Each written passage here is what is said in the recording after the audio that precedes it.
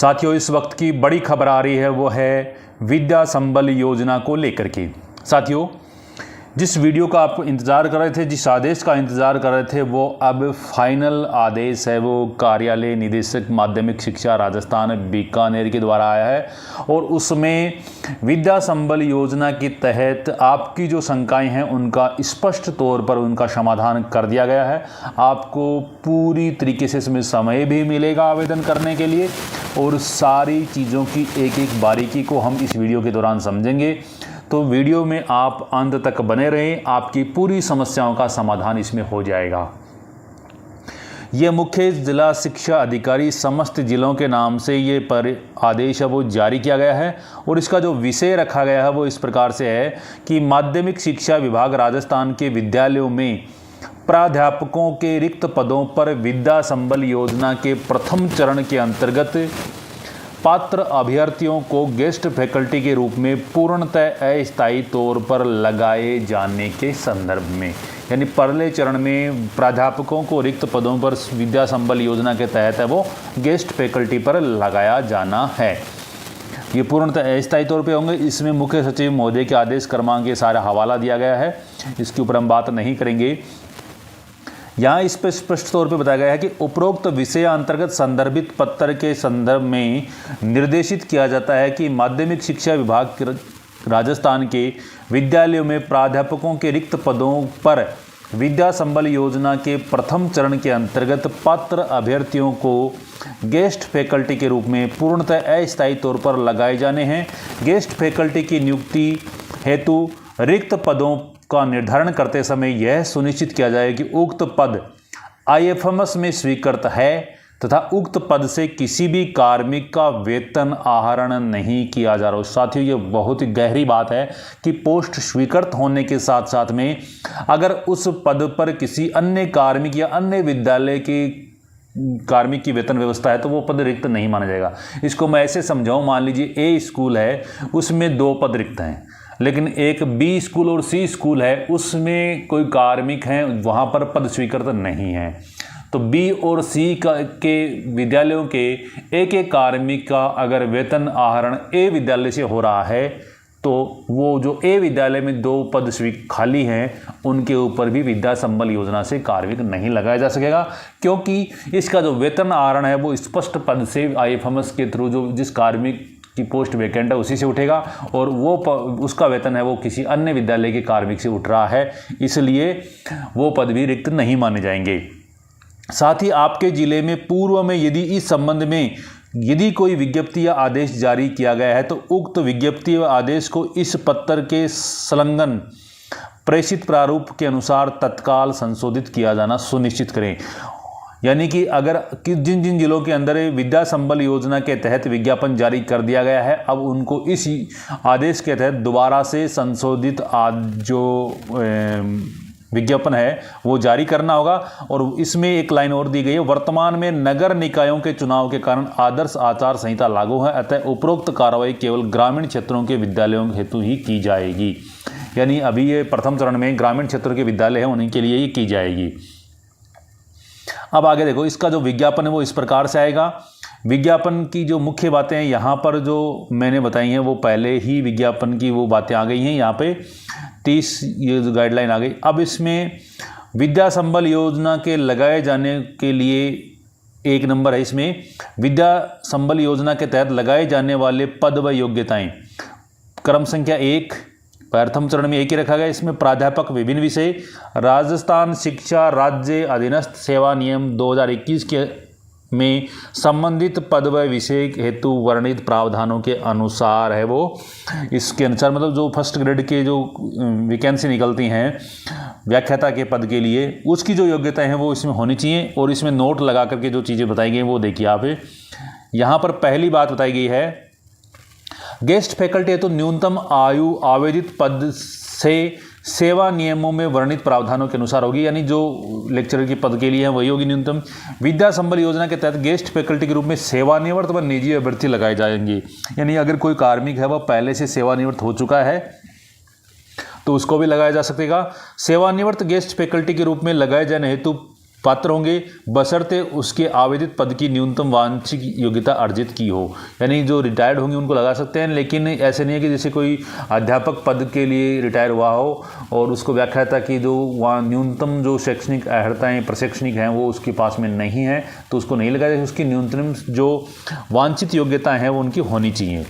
सेवानिवृत्त शिक्षक अधिकतम 65 वर्ष की आयु तक ही गेस्ट फैकल्टी के रूप में कार्य करने के पात्र होंगे। यानी कोई कार्मिक है वो 65 वर्ष की आयु तक ही अगर रिटायर हो गया है तो उसके लिए पात्र होगा। भाषा विषयों को छोड़कर शेष सभी विषयों के लिए अंग्रेजी माध्यम विद्यालय में अंग्रेजी माध्यम कक्षाओं के लिए गेस्ट फैकल्टी के रूप में लगाए जाने हेतु संबंधित पद व विषय के लिए संबंधित सेवा नियमों में प्रावधानित न्यूनतम शैक्षणिक वांछित अर्हता अंग्रेजी माध्यम में अर्जित की जानी अनिवार्य होगी। यानी इंग्लिश मीडियम स्कूल में लगा रहे हो तो वह है जो हिंदी, अंग्रेजी और संस्कृत विषयों को छोड़ करके अन्य जो विषय हैं वो इंग्लिश मीडियम में उनकी जो है वो शैक्षणिक जो अर्हता है वो उसकी होनी चाहिए। यानी इंग्लिश मीडियम से वो पढ़ा होना चाहिए। रहा यहाँ पर हम बात करें रिक्तियों की तो खाली पदों का उसमें स्पष्ट तौर से मैंने पहले बता दिया। विद्या संबल योजना के अंतर्गत गेस्ट फैकल्टी के रूप में विद्यालय में स्वीकृत किंतु स्पष्ट रिक्त पद ही पर ही लगाया जाएगा। रिक्तियों का प्रकाशन इसमें काफ़ी दिक्कत आ रही थी तो विद्यालयवार स्पष्ट रिक्तियों का प्रकाशन अवलोकन संबंधित विद्यालय, पीओ विद्यालय के नोटिस बोर्ड, क्षेत्र व ग्राम के सार्वजनिक स्थान, जिला शिक्षा अधिकारी मुख्यालय, माध्यमिक प्रारंभिक शिक्षा कार्यालय तथा शिक्षा विभागीय वेबसाइट education.rajasthan.gov.in पर भी किया जाएगा। यानी रिक्तियों का प्रकाशन अब वेबसाइट के ऊपर भी, शिक्षा विभाग की वेबसाइट है उसके ऊपर भी मिलेगा और डीओ ऑफिस जो एलिमेंट्री और सेकेंडरी हैं वहाँ पर भी इनके पदों का प्रकाशन किया जाएगा। ये बहुत इंपॉर्टेंट बात है क्योंकि इसके लिए काफ़ी मारामारी मस्ती है। अगला है आवेदन प्रक्रिया। आवेदन प्रक्रिया हेतु किसी भी पद हेतु 65 वर्ष तक की आयु के सेवानिवृत्त शिक्षक निजी अभ्यर्थी जो इस पद की पात्रता रखते हों निर्धारित प्रारूप में पूर्ण भरा हुआ आवेदन पत्र समस्त आवश्यक दस्तावेज संलग्न कर विभाग द्वारा निर्धारित की गई समय सारणी के अनुसार अंतिम तिथि तक विद्यालय समय में संबंधित विद्यालय के प्राचार्य पीओ को स्वयं व्यक्तिशः विद्यालय में उपस्थित होकर प्रस्तुत करेंगे। अब ये इसमें बात ये आ गई कि कार्मिक जो इसका आवेदन करता है वो आवेदन करने वाला जो अभ्यर्थी है वो स्वयं उपस्थित होकर अपना आवेदन है वो जो पीओ विद्यालय है वहाँ पर इसको प्रस्तुत करेगा। ये इंपॉर्टेंट बात है इसमें कि अब ऐसे नहीं है हर किसी के साथ में आपने आवेदन भेज दिया है। अब है वरीयता का निर्धारण। ये भी इंपॉर्टेंट है कि वरीयता किस किस को लगाया जाएगा। वो विद्या संबल योजना के तहत गेस्ट फैकल्टी में लगाए जाने हेतु प्राप्त आवेदन पत्रों की जांच के उपरांत विद्यालयवार प्रकाशित किए गए रिक्त पद हेतु पद एवं विषय वार वरीयता सूची का प्रकाशन संबंधित प्राचार्य पीओ द्वारा किया जाएगा। वरीयता सूची पद की वांछित न्यूनतम शैक्षणिक योग्यता के प्राप्तांकों का 75% व प्रशैक्षणिक योग्यता का 25% अंक भार जोड़कर किया जाएगा। जो कि साथियों पहले कुछ जिलों के अंदर जो विज्ञप्ति जारी की गई थी उसमें जो प्रशैक्षणिक योग्यता उसमें 30% दे रखा था, लेकिन अब इसमें क्लियर कट है कि शैक्षणिक योग्यता 75% और प्रशैक्षणिक योग्यता है वो 25%। यानी बीएड एसटीसी है वो 25% रहेंगी, बाकी जो 75% रहेगा। अगला इसमें सेवानिवृत्त कार्मिकों को प्राथमिकता प्रदान कर वरीयता में ऊपर रखा जाएगा। अगर सेवानिवृत्त कोई कार्मिक है और वो 65 वर्ष की आयु से नीचे है और वो आवेदन करता है तो पहली वरीयता उसे ही मिलेगी। सेवानिवृत्त कार्मिक का आवेदन उपलब्ध नहीं होने पर समान अंक होने की स्थिति में अधिक आयु के निजी अभ्यर्थी को वरीयता में कम आयु के निजी अभ्यर्थी से ऊपर रखा जाएगा। मान लीजिए सेवानिवृत्त तो नहीं है कोई, अब आ गए 2 मेरिट बनाई, मेरिट के अंदर 2 व्यक्ति 3 व्यक्ति जिनकी अंक बराबर आ गए तो उसमें जो एज में बड़ा होगा उसको वरीयता में ऊपर रखा जाएगा और जो एज में छोटा होगा उसको नीचे रखा जाएगा। गेस्ट फैकल्टी चयन हेतु किसी भी स्तर पर साक्षात्कार नहीं लिया जाएगा, यानी इंटरव्यू इसमें नहीं लिया जाएगा। अब इसमें अगर कहीं पर आपको प्रतिवेदना प्रस्तुत करनी हो तो इसके लिए प्रतिवेदना प्रस्तुत की जा सकेगी। पात्रता वरीयता के संबंध में किसी भी तरह के प्रतिवेदना आवेदक द्वारा संबंधित जिले के मुख्य जिला शिक्षा अधिकारी कार्यालय में 7 दिवस में प्रस्तुत करनी होगी। जिला स्तर पर प्रतिवेदना समिति निम्नानुसार होगी। इसका मुख्य जिला शिक्षा अधिकारी अध्यक्ष होगा, जिला शिक्षा अधिकारी मुख्यालय माध्यमिक इसका सदस्य होगा, सभी सीबीओ इसके सदस्य होंगे और जिला मुख्यालय का जो मुख्य ब्लॉक शिक्षा अधिकारी है वो इसका सदस्य सचिव होगा। जिला स्तरीय प्रतिवेदना समिति में अपनी अनुशंसा सहित प्राप्त परिवेदनाओं को संबंधित जिले के जिला कलेक्टर अथवा उनके द्वारा नामित अधिकृत प्रतिनिधि को अंतिम निर्णय लिए जाने हेतु प्रस्तुत करेगी। जिला कलेक्टर अथवा उसके नामित अधिकृत प्रतिनिधि विनिश्चय इस बाबत अंतिम होगा, यानी उनका जो निर्णय होगा जिला कलेक्टर महोदय के द्वारा या उनके नामित प्रतिनिधि का वो अंतिम होगा। विद्या संबल योजना के तहत मानदेय, यहाँ पर इसमें प्राध्यापक के लिए जो मानदेय बताया गया है वो पहले बताया सबको। कक्षा 11-12 के लिए प्रति घंटा 400 रुपये, अधिकतम 30,000 रुपये इसमें मिलेंगे। अन्य शर्तें क्या हैं इसमें देखिए।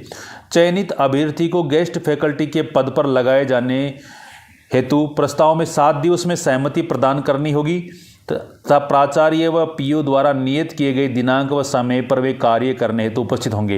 यानी उनको पहले सहमति 7 दिन के अंदर उनको सहमति देनी होगी कि मैं इस पद पे कार्य कर लूँगा, और उसके बाद में जो पीओ और जो प्राचार्य हैं उनके द्वारा जो दिनांक और समय बताया गया है कि आपको इस डेट को स्कूल में आना है, उस समय वो विद्यालय में उपस्थित होंगे। निर्धारित अंतिम तिथि तक सहमति नहीं दिए जाने पर वरीयता सूची में आगामी क्रमांक के अभ्यर्थी को गेस्ट फैकल्टी के रूप में लगाया जाए, क्योंकि इसमें 3 का चयन किया गया है। अगर 1 नंबर का चयन हो गया और वो 7 दिन में सहमति नहीं देता है कि मैं पढ़ाऊंगा नहीं पढ़ाऊंगा, तो 2 नंबर का चयन होगा। फिर 2 नंबर अगर मना आनाकानी करता है तो फिर 3 नंबर वो का चयन किया जा सकेगा।